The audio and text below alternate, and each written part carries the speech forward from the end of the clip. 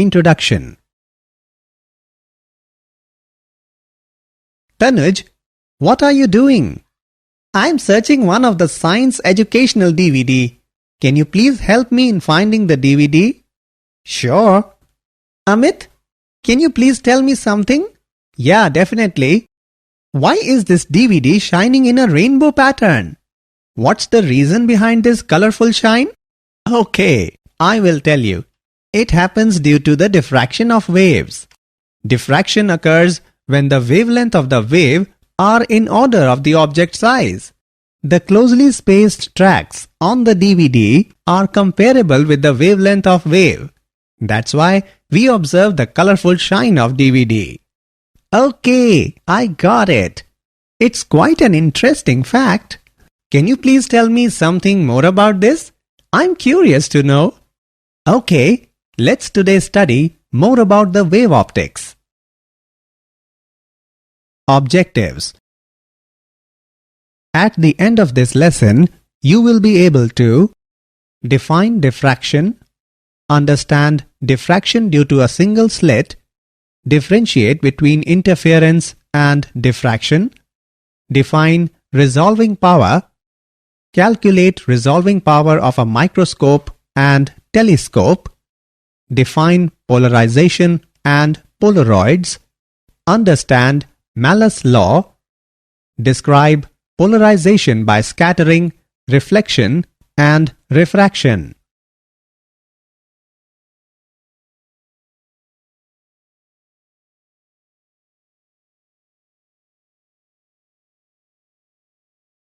Diffraction. Diffraction of light is the phenomena of bending of light waves around the edges of an obstacle or an aperture of size comparable to the wavelength of the incident light waves. Diffraction is of two types: Fresnel's diffraction and Fraunhofer's diffraction.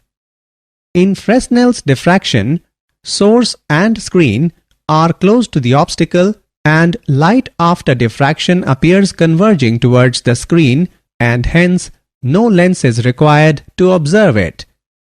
In Fraunhofer's class, source and screen are at large distance from the obstacle. A converging lens is used to observe it. Diffraction due to a single slit. Consider a plane wavefront incident on the slit AB. Each point of the incident wavefront will be a source of secondary wavelets. These wavelets emanate from the wavefront in the same phase. To understand the formation of central maximum, the slit can be imagined to be divided into a number of very narrow strips of equal width parallel to the slit. All the wavelets originate from the narrow strip in the same phase. All these wavelets arrive at O in the same phase. These wavelets reinforce each other's effect to give maximum intensity at O. Now consider the formation of secondary minima and secondary maxima. Secondary wavelets diffracted at angle theta reaching a general point P on the screen. The wavelets shall not arrive at P in the same phase because these cover unequal distances in reaching P. Path difference between the extreme wavelets is given by Bn is equal to d sine theta. The condition for first secondary maximum is given at angle equals to 3 lambda upon 2d. The condition for second secondary maximum is given at an angle equals to 5 lambda upon 2d. Hence, the condition for nth maximum is given at an angle equals to 2n plus 1 lambda upon 2d. Width of secondary maximum is given by beta is equal to d lambda upon small d. Width of central maximum is given by beta naught is equal to 2d lambda upon small d. A distinct diffraction pattern is possible only if the slit is narrow. If the slit is made sufficiently large, then the secondary maxima will not be visible. Example. Let's take an example on diffraction pattern due to single slit.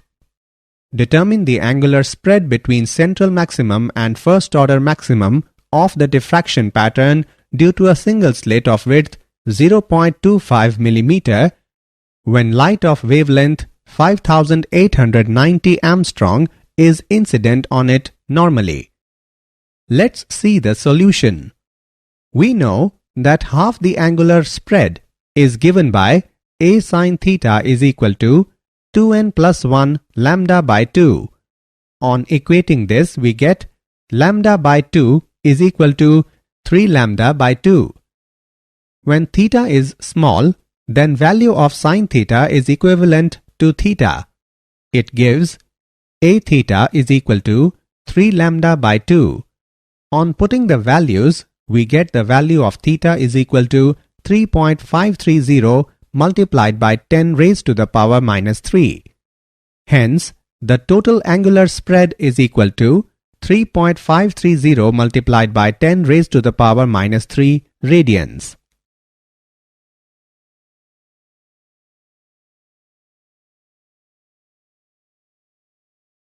Difference between interference and diffraction.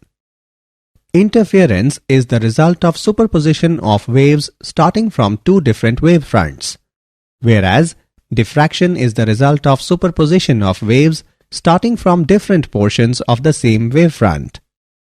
All bright fringes in an interference pattern are of same intensity, whereas intensity of brightness in a diffraction pattern decreases as one moves away from the central bright fringe.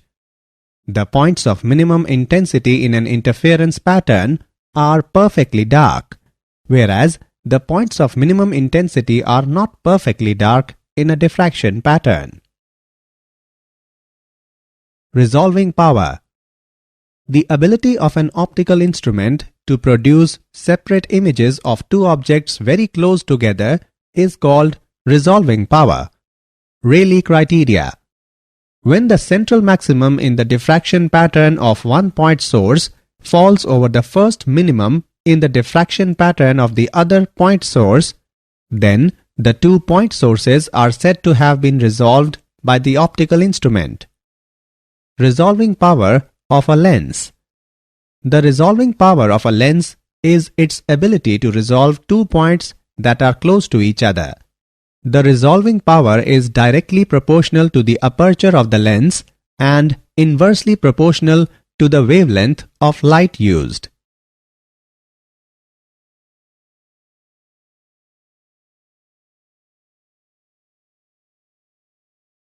Resolving power of a microscope.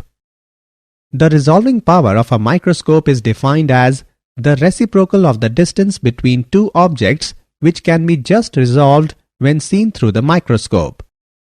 1 upon delta D is equal to 2 mu sin theta upon lambda, where lambda is the wavelength of light, mu is the refractive index of the medium, and theta is the half angle of the cone of light from the point object. The term mu sin theta is called the numerical aperture of the objective. To increase the resolving power of a microscope, mu is increased by using suitable oil between the object and the objective.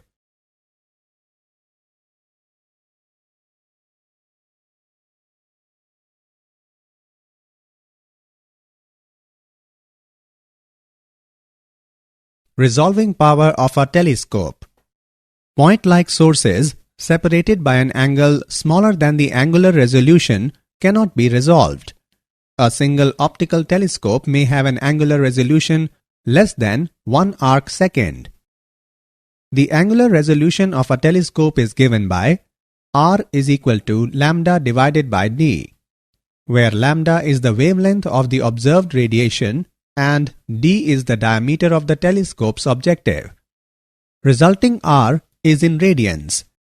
Sources larger than the angular resolution are called extended sources and smaller sources are called point sources. The resolving power of a telescope is the reciprocal of the smallest angular separation between two distant objects whose images are separated in the telescope. D theta is equal to 1.22 lambda divided by A. A telescope with a larger aperture objective gives a high resolving power. Polarization. Polarization of light is the phenomena of restricting the vibrations of light in a particular plane. Plane polarized light is the light in which the vibrations of light are confined in a particular plane. Plane of vibration is the plane which is perpendicular to the plane of vibration.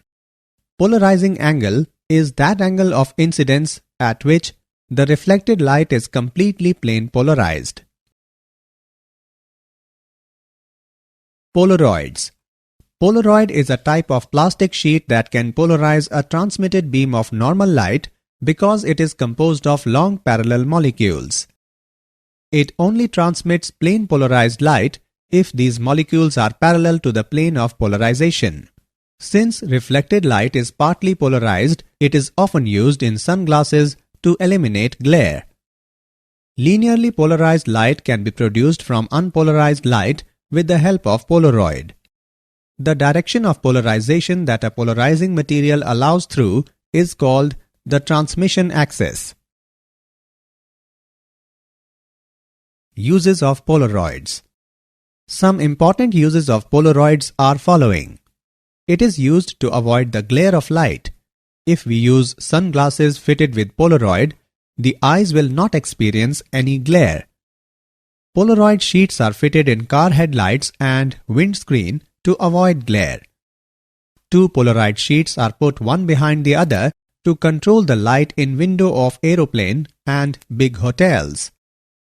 Camera used to photograph the clouds is fitted with Polaroid before the camera lens. Properly designed Polaroid glasses are used to produce and view a three-dimensional image. They are also used for studying optical properties of metals. Malicious Law. According to Malicious Law, when completely plane polarized light is incident on the analyzer, the intensity of the light transmitted by the analyzer is directly proportional to the square of the cosine of angle between the transmission axes of the analyzer and the polarizer. Suppose that theta is the angle between the transmission directions of the polarizer and analyzer. The intensity of the light transmitted by the analyzer varies with theta according to I equals I naught cos square theta, where I naught is the intensity of the light entering the analyzer.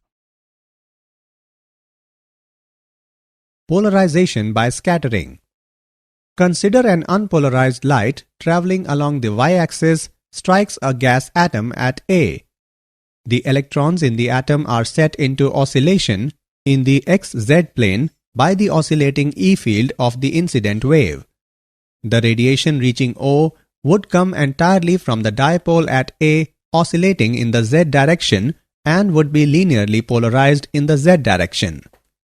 The transmitted radiation along y-axis is unpolarized because both dipoles can radiate equally well in the y direction.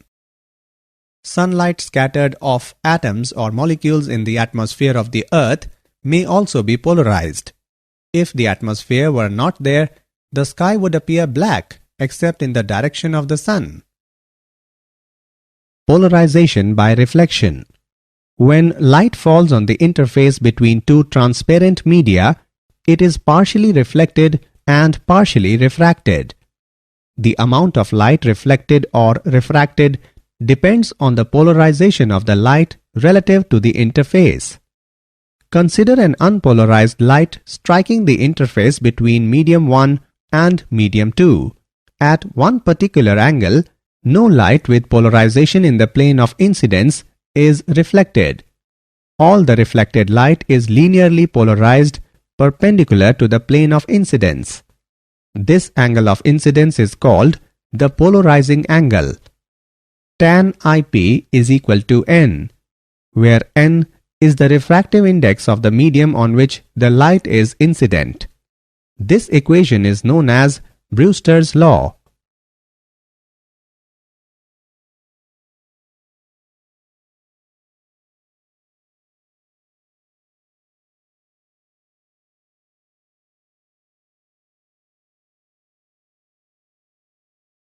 Polarization by refraction. When ordinary light is incident on a glass plate at polarizing angle, the reflected light is plane polarized while the refracted component is partially polarized. Now, if this refracted beam is made to strike another glass plate at the polarizing angle, the same thing will be repeated at both the surfaces of glass plate. If the process is repeated using a number of parallel faced glass plates and light is incident on it at polarizing angle, then the beam emerging after refraction through these large number of plates will have almost all vibrations lying in the plane of incidence. The transmitted beam is thus plane polarized with vibrations in the plane of incidence. Did you know? Diffraction grating is an optical component with a regular pattern which splits light into several beams traveling in different directions. One consequence of diffraction is that sound from a loudspeaker will spread out rather than just going straight ahead. Sunglasses with polarizing films on them are used extensively while fishing and boating. These sunglasses are designed in such a way that one can look right through water. Reflection of waves off seawells or other barriers can cause an interference pattern called a standing wave. In standing waves, crests do not move laterally.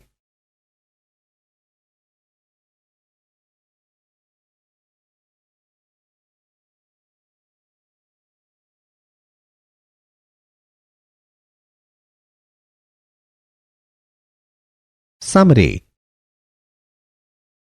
Let us summarize what we have learnt.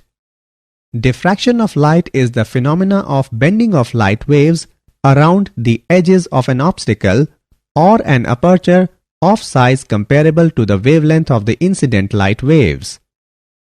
A distinct diffraction pattern is possible only if the slit is narrow.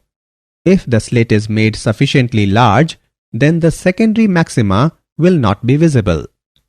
The ability of an optical instrument to produce separate images of two objects very close to each other is called resolving power. The resolving power of a lens is its ability to resolve 2 points that are close to each other.